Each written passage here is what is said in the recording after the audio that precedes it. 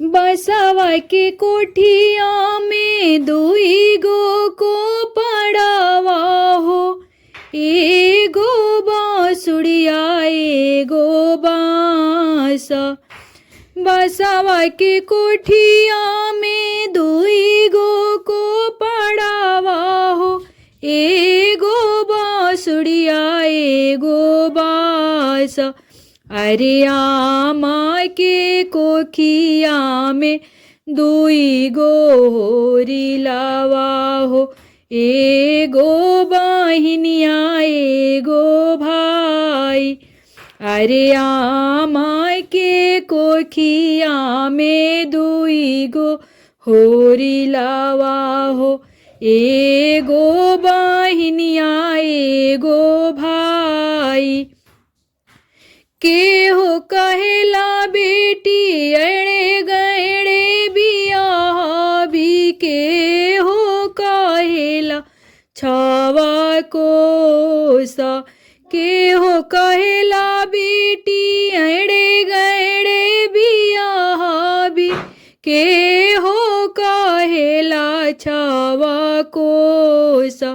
के हो कहेला बेटी काशी में बियाह भी, के हो कहेला बड़ी दूर।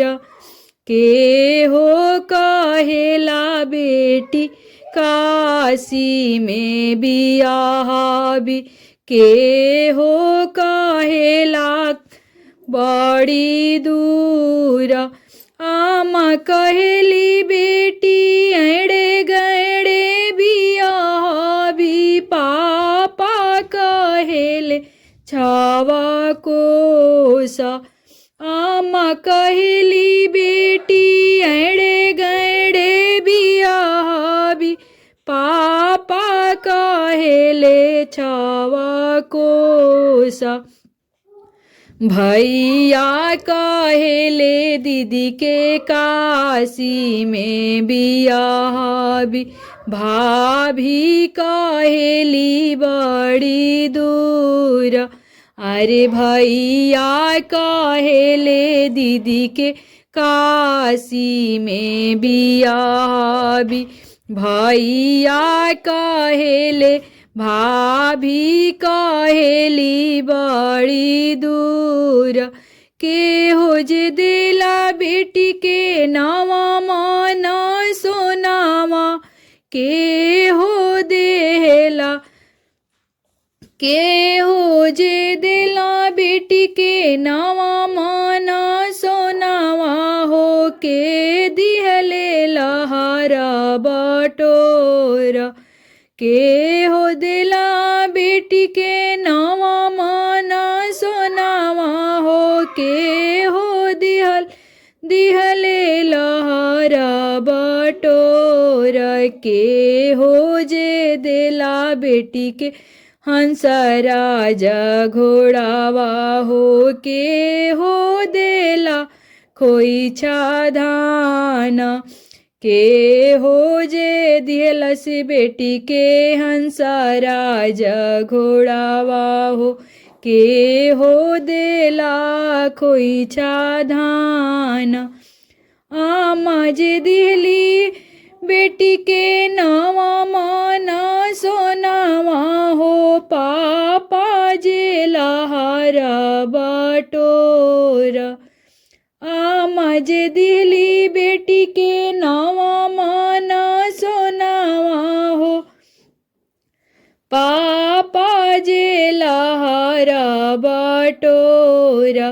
भैया जे दिहले दीदी के हंसराजा घोड़ावा हो, भाभी डालेली खोइछा धाना।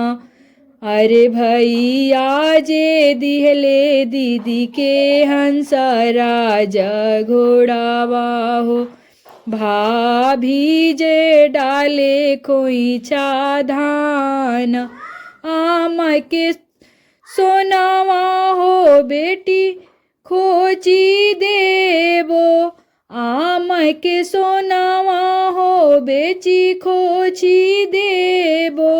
फाटी जई है लहर बटोरा, फाटी जई है लहर बटोरा।